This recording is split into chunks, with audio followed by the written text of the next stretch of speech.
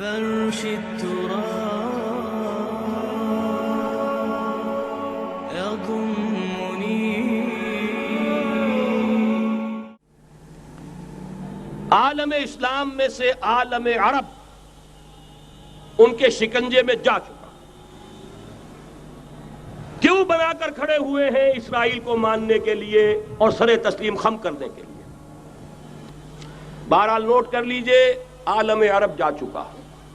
کوئی دن کی بات ہے، میں سنسنی پیدا نہیں کرنا چاہتا، لیکن حالات اور واقعات سے نگاہیں بند کرنا بھی کوئی دانشمندی کی بات نہیں ہے. یہ ایودھیا کی مسجد شہید کی گئی، ابھی یہ ایک بہت بڑا مزار جو ہے شہید کیا گیا، اور اس کے ساتھ کئی مسجدیں شہید کی گئی. یہ سب کیا ہے؟ یہ مسلمانوں کی نفس دیکھی جا رہی ہے کہ کوئی غیرت اور حمیت نام کی کوئی شے باقی ہے.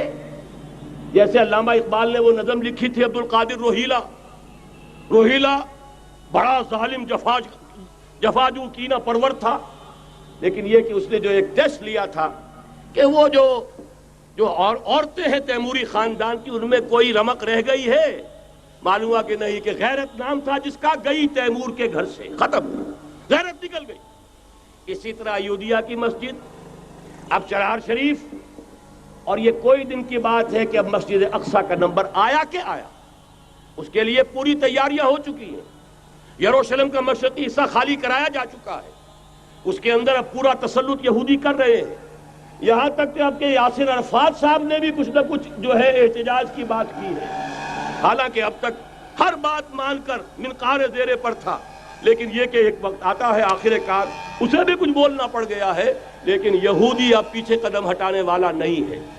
ان کا تھرڈ ٹیمپل، تیسری مرتبہ ہیکل سلیمانی تعمیر ہونا ہے.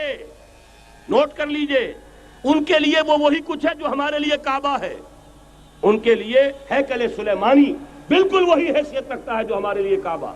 وہ ہیکل سلیمانی ایک مرتبہ پہلے نبوکدنضر کے ہاتھوں مسمار ہوا، پھر سن 70 عیسوی میں ٹائٹس کے ہاتھوں مسمار ہوا. سن 70 کے بعد آج 1995 میں کتنے برس ہو گئے؟ پورے 1925 برس ہو گئے کہ ان کا کعبہ زمین بوس پڑا ہوا ہے. اب تک تو ان کا بس نہیں تھا، اب تو بس ہے کہ نہیں؟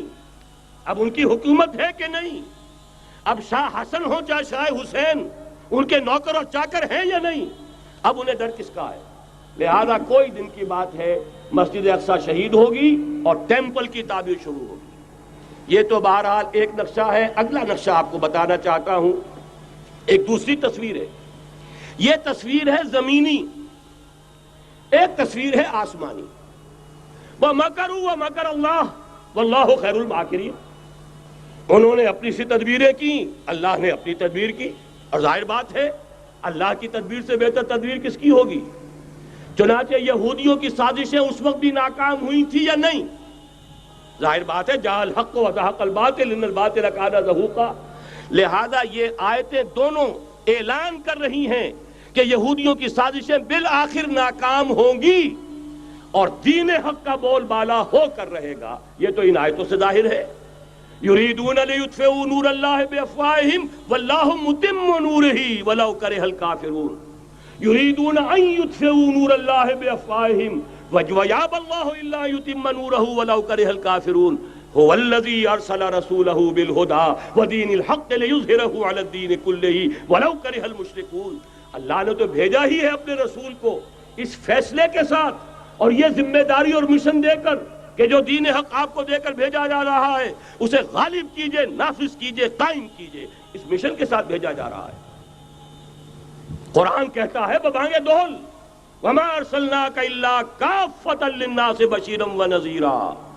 اے محمد صلی اللہ علیہ وسلم، ہم نے نہیں بھیجا ہے آپ کو مگر پوری نوع انسانی کے لیے بشیر اور نذیر بنا کر. تو جان لیجئے کہ یہ مقصد بعثت محمدی صلی اللہ علیہ وسلم بتمام و کمال اس وقت پورا ہوگا جب کل عالم انسانیت پر، کل روح ارضی پر اللہ کا دین اسی طرح غالب ہو جائے گا جس طرح کہ محمد رسول اللہ والذین معہ صلی اللہ علیہ وسلم ورضی اللہ تعالی عنہم اجمعین، ان کے ہاتھوں سے، ان کے ایثار سے، ان کی قربانیوں سے، جن کا نقشہ آپ کے سامنے مولانا کھینچ چکے ہیں، ان کی احسار، ان کی قربانیاں، ان کی محنت، ان کی جفاکشی، ان کی سرفروشی، ان کے جان تن من دھن لگا دینے کے نتیجے میں جیسے اس وقت غالب ہوا تھا، کل روئے ارضی پر غالب ہوگا، تب کہیں جا کر مقصد بعثت محمدی مکمل ہوگا۔ یہی وجہ ہے اقبال نے کہا تھا وقت فرصت ہے کہاں، کام ابھی باقی ہے، نور توحید کا اتمام ابھی باقی ہے۔ لیکن ساتھ ہی خوشخبری بھی دی تھی، یہ چمن معمور ہوگا نغمہ توحید سے، آئے گا وہ دور، یہ چمن معمور ہوگا نغمہ توحید سے، لازماً آ کر رہے گا۔